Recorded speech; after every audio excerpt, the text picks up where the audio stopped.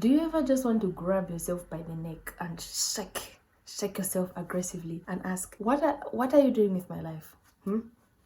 Why are you making these decisions? Why are you doing things that you know aren't good for you? I never want to get.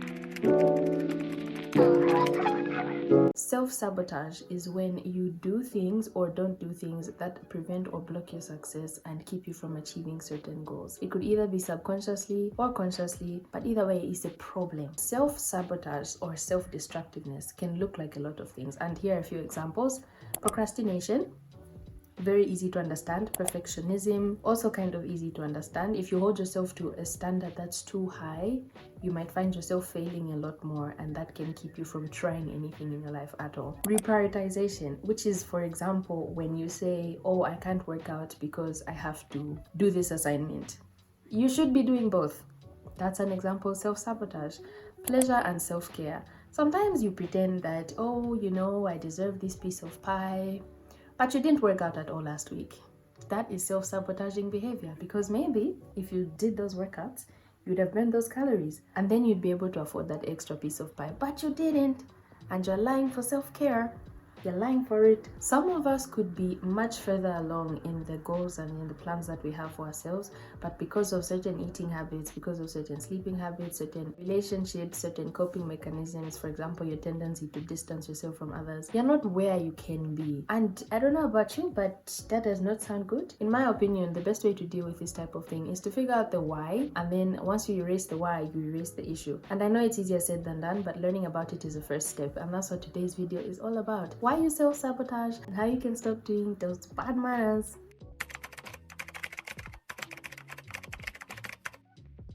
The first reason that you self-sabotage is probably because it's a coping or protective mechanism. Your psyche basically doesn't like it very much when things start to change in your life. It can see that as very threatening, and what's familiar is what's safe to us. So if you start putting yourself in unfamiliar situations, your brain literally starts self-sabotaging to keep you safe. You might find yourself turning to things that are more familiar so that your brain can feel more safe. The next reason why people self-sabotage, myself included, is because of low self-esteem or negative self-image. If you think about yourself as a failure and you're constantly saying, oh no, I could never do this and this isn't for me, if you try to achieve that thing, obviously your brain is going to cause some blockages because that's not aligning with what you tell yourself about yourself. If you believe that the goal that you're trying to achieve is so far away or is so impossible, your brain is going to do things that affirm that, just so that you can be right, because who doesn't like being right? Right? The next reason people self-sabotage is a fear of success, a fear of failure, a fear of change. All of these are reasons why people self-sabotage. It's really easy to understand why fear of failure is a thing, because no one wants to feel like that. No one wants to be disappointed. It's not nice to be striving for something and trying to get it and then just not get it in the end after you put in so much effort. But fear of success is also a real thing. I think it's because succeeding at something or actually being able to see tangible results from what you're doing is kind of scary. It proves that you're powerful. It might lead to more responsibility for you, and that's not always something that we are ready for. And if you are scared of success, or if you're scared of things changing in your life, you might be doing things to hinder your progress in specific areas. Maybe you're scared of all the pressure that the type of success that you're reaching for might bring, but you might be subconsciously causing yourself to not exceed a certain level of productivity or performance, just so you can stay where it's safe and where you think you're better off. Another reason that most people keep themselves from achieving certain things is trauma. A lot of this trauma is trauma that we've experienced in our childhood, and it still affects us even as adults, even as teenagers, and it can be kind of scary. Self-sabotage as a concept helps you avoid discomfort, and it doesn't have to be discomfort that you're experiencing in the present. You might have experienced something really terrible in the past. Maybe you didn't deal with it properly. Maybe it's something that still lingers, and as a result, your adult self is always trying to avoid the discomfort of dealing with those emotions. It's like emotional pain that you don't want to confront, and maybe that's why you are doing these things that you don't actually want to be doing. If you were a child who was neglected neglected or abandoned, you might become an adult who has this fear of abandonment. And so if you find yourself in a healthy, happy relationship, you might start to do things that cause the relationship to end. Maybe you cheat, maybe you're always causing arguments, just so you can have an excuse to leave first because you don't want to be left behind.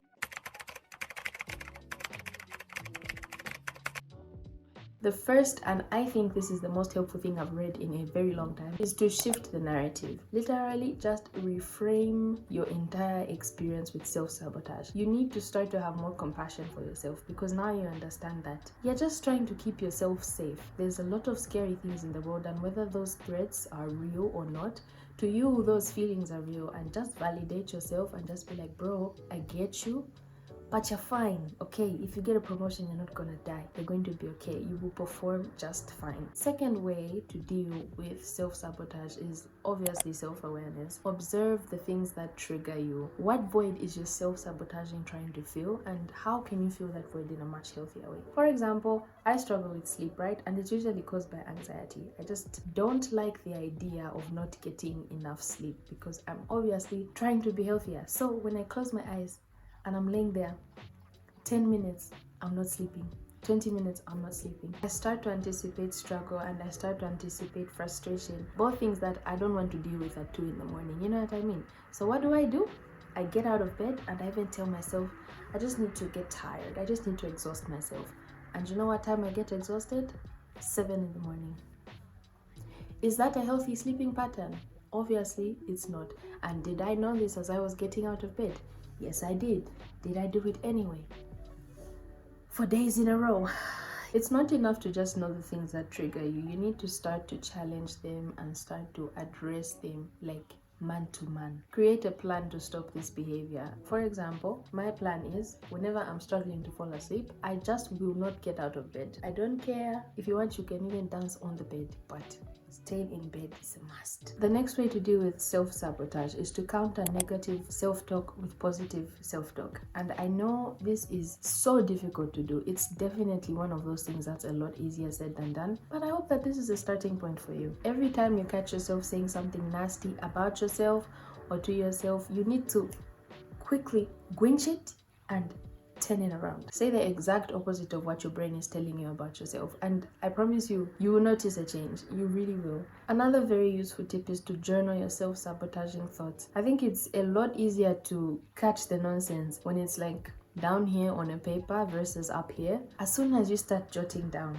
those nonsensical things that are happening in your brain, you will see with your own eyes that it doesn't make any sense for me to be doing these things, for me to be saying these things about myself, because they are simply not true. Who told you? And the one who told you, go and beat them.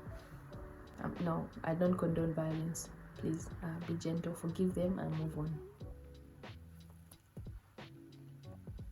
The next way to deal with self-sabotaging thoughts is to act exactly contrary to what your brain is telling you to do, to act contrary to what you're feeling. This is sort of like a compass, and I think that's really cool that you can literally use all the instances when you find yourself doing things you're not supposed to be doing to steer you in the right direction. So if my brain is telling me, I'm so stressed, I need to go and eat, and it's 1 in the morning, I know that that is the exact time when I must just drink a cup of water, stretch, and go back to sleep. And if you learn how to do this, I promise you your life is going to get so much better. It's the same with resistance, which is like a whole separate video, but it's like the things that you find yourself the most afraid to do, the things that you find the most challenging, are probably the things that you should be doing. And yeah, it's very similar to that. When you catch yourself having certain thoughts, if you catch yourself feeling certain things, just use that as a cue to do the exact opposite of whatever you are being prompted or influenced to do. And the last helpful thing for dealing with self-sabotage is to see a professional. If this is a hurdle that you can't seem to get over, I promise you that seeing a professional is the answer. It won't even take more than one session. You'll be so impressed by how Simply sitting down across from a professional and letting them know what you're struggling with and letting them give you their input and their advice can literally set you on a different course. Don't be scared of letting people in on the fact that maybe you're not where you think you should be. That's completely normal. And honestly, your ability to notice that, recognize it, and do something about it is so commendable. Lots of people just walk through their life just facing their problems, walking hand in hand with problems. But the fact that you want to get rid of it and you want to deal with it it's amazing to me. It's an amazing step to take. So yeah, see someone and let them know that you need some help in this certain area. That's actually tip number one. Everyone needs therapy. That's my personal opinion. I'm sorry if that offends you, but you need therapy. Life is hard. It's not like bread and butter.